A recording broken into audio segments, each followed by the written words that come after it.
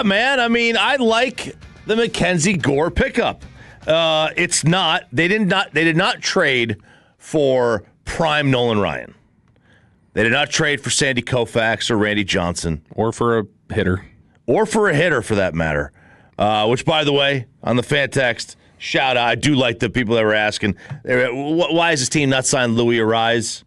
The slap, I don't call him a slap hitter. He's a slap hitter. I was going to say, you were just destroying Omar Vizquel for his singles hitting. Yeah, well, you know what? Omar Vizquel hits not even his own weight, okay? Louis bats like 330. So Choppy loves it for the potential and the stuff. Yeah. Bobby, you hate it. Why?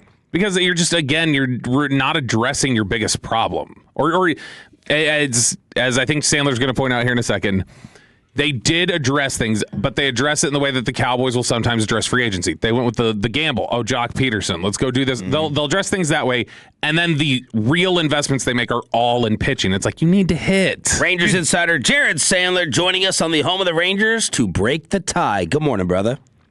Well, hey, good morning, guys. So, Bobby, what you're doing is no.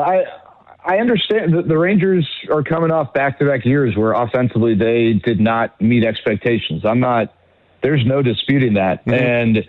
And, they haven't added, the sexiest names to bolster their lineup this offseason. They did, I think, make a pretty big upgrade in Brandon Nimmo over Marcus Semien, even though they don't play the same position, but you made that trade. I think, that helps to shift one of the big problems with this lineup, which was an over-aggression from too many guys and not enough at bat quality. But, Bobby, you know this. You've been doing this for, way before you started working at the Fan in terms of just, understanding sports. It's not like the Rangers were told you got one more move to make sure. It. That's what I said. So, I didn't – I was listening this morning at 6:20, and my biggest frustration with what you were saying was not your frustration that this team has, maybe left something to be desired offensively. It was just the idea that, your analysis of the trade was that, well, they haven't done anything offensively. It had nothing to do with the trade. It's not like they can't go and do stuff. And I don't know that they will or they won't, but I think there's two separate conversations. There's the trade, but it doesn't mean that they're done or have to be done with any sort of changes they make. And then you just addressed it because I texted you about it. But last offseason, they made pretty much exclusively moves with their bats compared to the rotation. They built the bullpen and they made moves to the lineup. And they made moves that had everyone saying that the Rangers, and listen, I'll raise my right hand. I was wrong on this too, that the Rangers would have a top 5 lineup in baseball. Everyone was lauding the Jake Berger acquisition because he addressed a big need, a right-handed power bat. I mean, Jock Peterson was one of the more coveted bats out there for his role. I don't know that was seen as a gamble. I mean, it obviously didn't work out last year, and they're hoping that, it works out this year.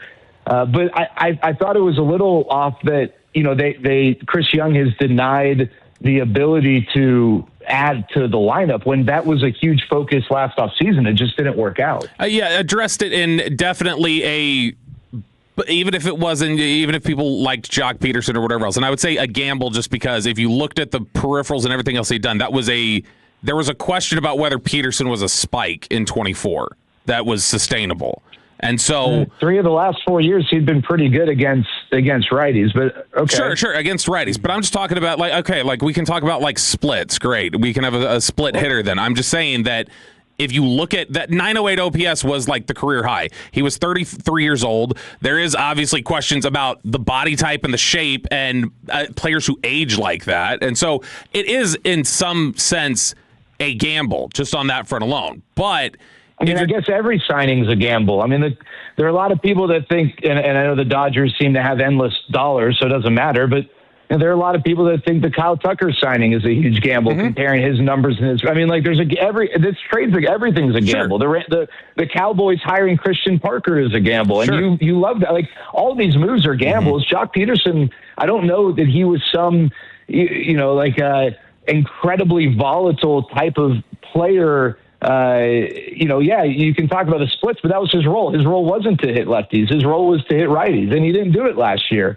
But I don't know that people thought of this as some, major gamble that, oh my gosh, this could just turn out to be nothing. It was not a major gamble because it wasn't a significant enough investment. Now, the thing is that $20 million a year is a pretty big investment, is it not? Here's the thing, Jared. I'm talking about. No, answer that. Whoa. You just said it's not.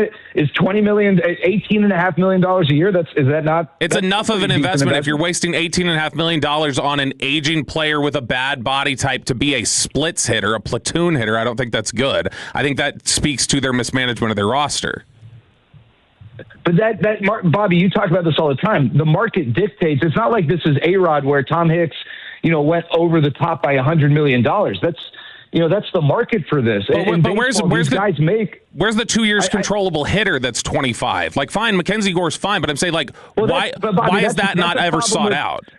First of all, guys don't become free agents at 25. So your issue then is more with your issue is more. Yeah, okay. And what you think a 2-year controllable hitter who's 25, who's going to excite you, is going to just be an easy get? Like, tell me how many of those guys you're getting. And also, your issue, Bobby, is more with the system than it is with some of the acquisition. Because in order to go and trade for a 25-year-old hitter with, if he only has 2 years of control, then that means that he's been, in the major league since he was 20 years old. So he probably at 25 has 3, 4, hell, even maybe 5 years of control. You want that guy who's going to really excite you, then you need a package that is more significant than the package the Rangers gave up for Mackenzie Gore. I would not have had money that Sandler would have been the first one to curse and get dumped in this interview talking about the Rangers trade yesterday. All right, let's talk about the player. What type of pitcher is he? What type of stuff does he have?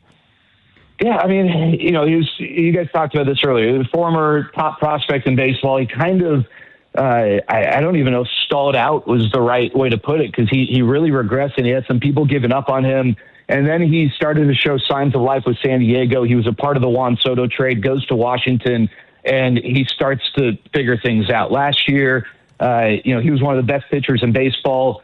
When the calendar turned to August, got hurt, and then just wasn't great when he came back. There are a lot of people who believe that, much like Patrick Corbin, pitching in front of one of the worst defenses in Major League Baseball hurt him, and his success came in spite of that. That was a big talking point with Patrick Corbin, and that actually did prove to kind of be true. He's not a guy like Nathan Eovaldi who is going to have one of the better walk rates in baseball, but he's got a 3-to-1 strikeout to walk rate. So if you're going to walk guys, you've got to be able to strike guys out, because the biggest issue with walks is that ground balls, flyouts can move runners. Strikeouts prevent you from moving runners. And so, one of the things that this front office has been consistent about in their pitching acquisition is they like guys who have a 3-to-1 strikeout to walk rate. And Mackenzie Gore is a guy who will miss bats. Now, you look at some of the peripherals, it seems like there is room for growth with his fastball. In terms of what that pitch has produced versus what it is capable of producing. He's got a really, really good slider that makes him tough against lefties, more a curveball pitcher, more fastball, curveball, changeup against righties.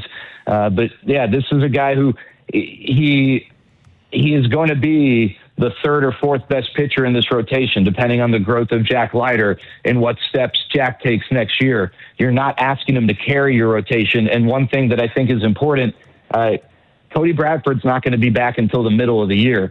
Jacob Latz was potentially your only lefty in the rotation in a ballpark that favors left-handed pitching, because the ball carries better out to right field. When you have a lefty on the mound, you're typically going to face more righties. It's a little bit tougher for guys to hit the ball out to left than it is to right. So having a lefty in your rotation, whether Jacob Latz is a part of it or not, or he has kind of a flex role in the bullpen, to be determined. But you got a guy who is going to be in the rotation. He's got 2 years of control.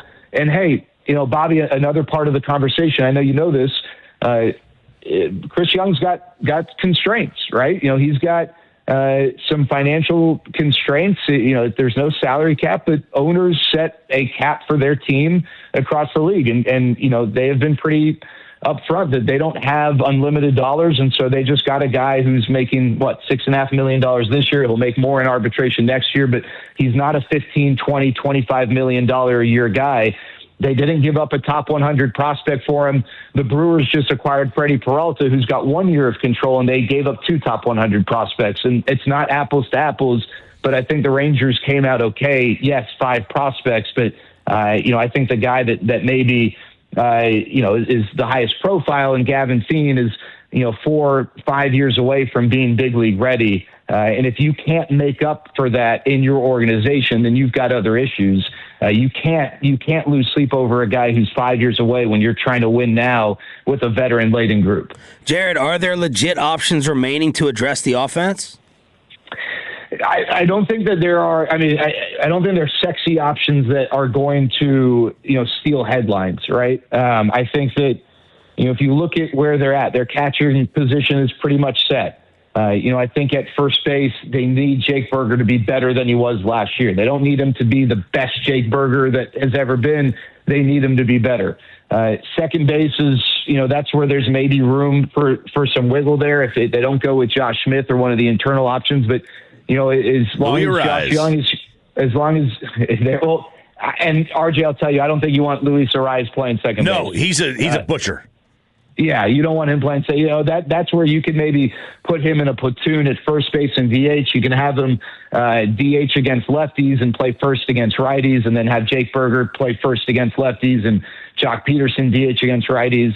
So that is a name, right? That's a guy out there who, he's played for Skip Schumacher. There could be something there. But, I think a lot of it, guys, is you need Jock Peterson to not be what he was last year. Even if he is 75% of the guy he was in 2024, that's a significant upgrade. You need Evan Carter to be healthier than he was last year. I think there's a lot of optimism that Wyatt Langford in year 3 is going to take another step forward. He was a 2020 player last year, and I think people feel like he is ready to really pop. So I think the hope is that they incrementally get better.